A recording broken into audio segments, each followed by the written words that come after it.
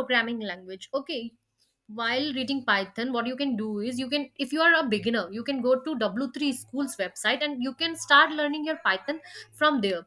I find it very easy, and I also started from that website only. Okay, so Python is a popular programming language, and why it is used for? It is used in web development, server side software. If you are developing software, in mathematics, system scripting. Okay, and the best thing I like about Python is it is easy to write code in Python, and it is very easy to learn other than other programming languages. Okay, and it provides you very numerous libraries which are like ready to use. Okay, when you will learn further Python, you will understand what are these libraries and what they are used for.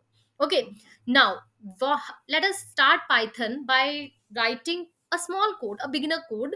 Okay, so I am using GDB online compiler, and I it's like very easy compiler. You can go on this and it will like generate result very easily. So let's start Python with a basic code. Okay, so let us take print. What is print? Print is a like built-in function of Python. Okay, print means print something.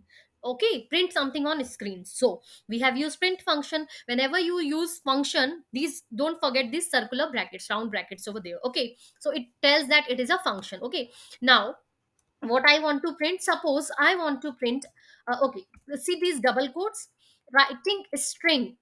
Okay, if you are writing some text, if you want to display some text on your screen, you should put that in double quotes. Okay, as it is, it will be displayed on your screen. So I write hello, then I write world.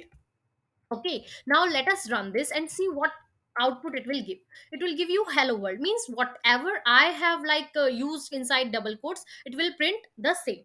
One more thing is there, see print function you use. Okay, and you can also use single quotes over there. Single quotes can, both double quotes and single quotes, these work similarly. Okay, no problem in that. Now you can run that, it will also print hello world, no problem in that. Okay, so for today, let's end it here only, and we will